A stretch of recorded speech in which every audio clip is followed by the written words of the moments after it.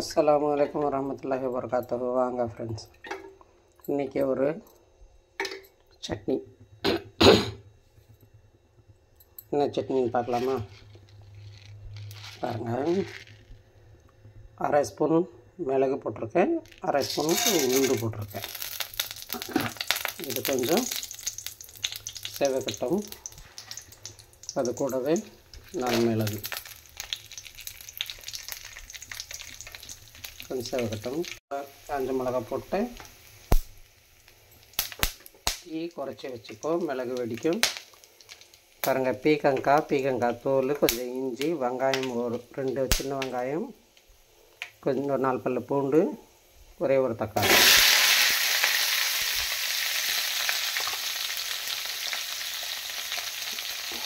இது பீக்கங்காய் தோல் மட்டும் இல்லை, இது என்ன தெரியுங்களா? பீக்கங்காய் முனையில் இருக்குது பாருங்கள், நீட்டாக மெலிசாக.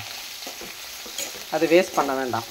அது நம்ம அதை அப்படியே உடச்சி, அந்த காம்பு பகுதியில் இருக்கு இல்லையா, அதை என்ன பண்ணுவோம், நம்ம உடச்சி கடாசிடுவோம் தானே. இந்த காம்பு பகுதி மெலிசாக வரும், அதை அப்படியே நம்ம வேஸ்ட் பண்ணாமல் உடச்சிட்டு இப்படி பொடியாக கட் பண்ணிவிட்டு, அது கூட கொஞ்சம் தோல் நல்லா இருந்துச்சுன்னா சேர்த்துக்கலாம். ரஃப்பாக இருந்தால் தேவையில்லை.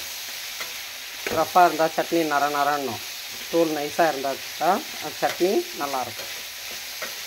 இது வதங்கட்டும். இதில் கொஞ்சம் மஞ்சள்தூள் போட்டுக்கலாம்.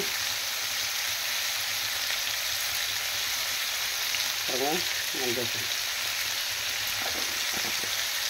கொஞ்சம் உப்பு போட்டுக்கலாம். நல்லாயிருக்கும் இந்த சட்னி.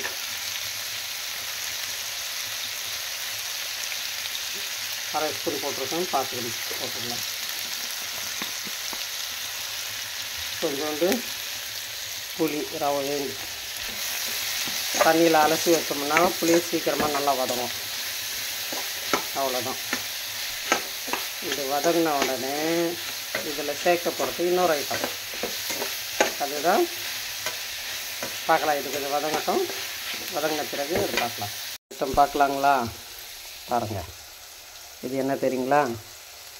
கேரட்டு, பீட்ரூட்டு, சின்ன பீஸு தேங்காய்,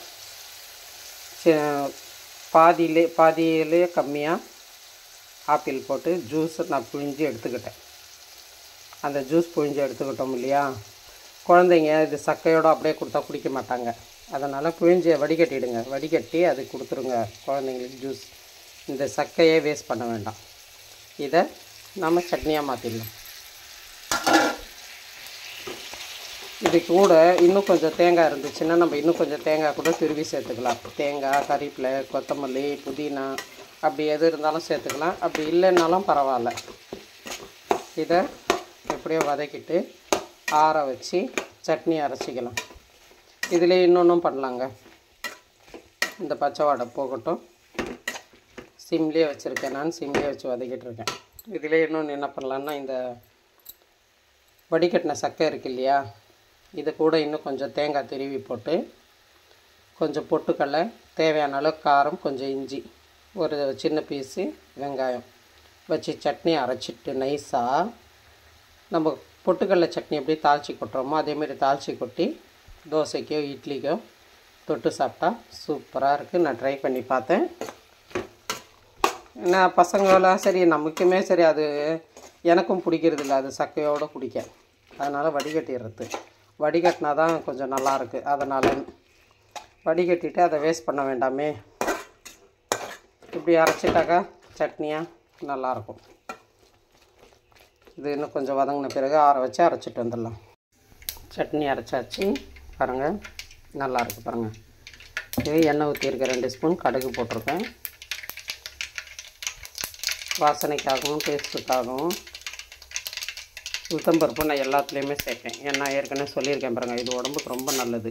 நம்ம இடுப்பு வலி, எலும்பு வலிக்கெல்லாம் ரொம்ப நல்லது. அதனால் சேர்த்துக்குவேன் நான்.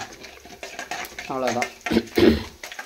அதாவது இது காய் சாப்பிடாத பசங்களுக்கு இது மாதிரி சட்னி அரைச்சிட்டு, நீங்கள் கொஞ்சம் முந்திரி சாப்பிட்ற பிள்ளைங்களா இருந்துச்சுன்னா கொஞ்சம் நல்லெண்ணெயை விட்டு, இல்லை நெய் விட்டோ நல்லெண்ணெயோ விட்டு, பசங்களுக்கு என்ன பிடிக்குமோ அப்படி 4 மலாட்டை பயிறு, அப்படி இல்லைன்னா முந்திரி எடுத்து அதை எண்ணெயில் போட்டு கொஞ்சம் வறுத்துட்டு கொஞ்சம் பெருங்காயம் போட்டிருக்கேன்.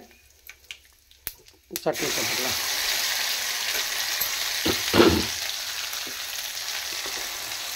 போட்டு வறுத்துட்டு இது மாதிரி கொஞ்சம் வாணலில் அது பசங்களுக்கு எது பிடிக்குமோ போட்டு வறுத்துட்டு கொஞ்சம் சாதம் அவங்களுக்கு தேவையான அளவுக்கு சாதம் போட்டு இந்த சட்னியை போட்டு அப்படியே கிளறி டப்பாவில் கொடுத்தீங்களா ஸ்கூலுக்கும் சரி சும்மா கூட சரி செம்ம டேஸ்ட்டாக இருக்கும்.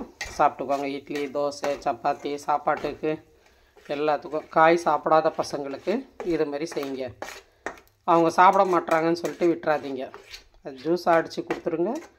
கூட அதே ஜூஸில் நம்ம சப்ஜா விதை கூட ஊற வச்சு சேர்த்துக்கலாம். பாதாம் பிசன் கூட ஊற வச்சு சேர்த்துக்கலாம். நல்லாயிருக்கும், ஆரோக்கியமாக இருக்கும். எந்த வித எசன்ஸ் இல்லாமல் எதுவும் இல்லாமல். இந்த ரம்ஜானில் கூட நீங்கள் அது மாதிரி செஞ்சு பாருங்களேன், நல்லாயிருக்கு. பிடிச்சிருந்தால் லைக் பண்ணுங்கள், ஷேர் பண்ணுங்கள், கமெண்ட் பண்ணுங்கள், பெல் பட்டனை தட்டி விடுங்க. எல்லா புகழும் அல்லாஹ் ஒருவனுக்கே, சாந்தியும் ஸலவாத்தும் நபி ஸல்லல்லாஹு அலைஹி வஸல்லம் மீது உண்டாகட்டும். அல்லாஹ் தஆலா இந்த ரம்ஜானில் யாரெல்லாம் என்னெல்லாம் கேட்குறாங்களோ அவங்க துஆவை கபூலாக்கணும். ஆமீன் ஆமீன் சும்மா ஆமீன். ஜஸாக்கல்லாஹ்.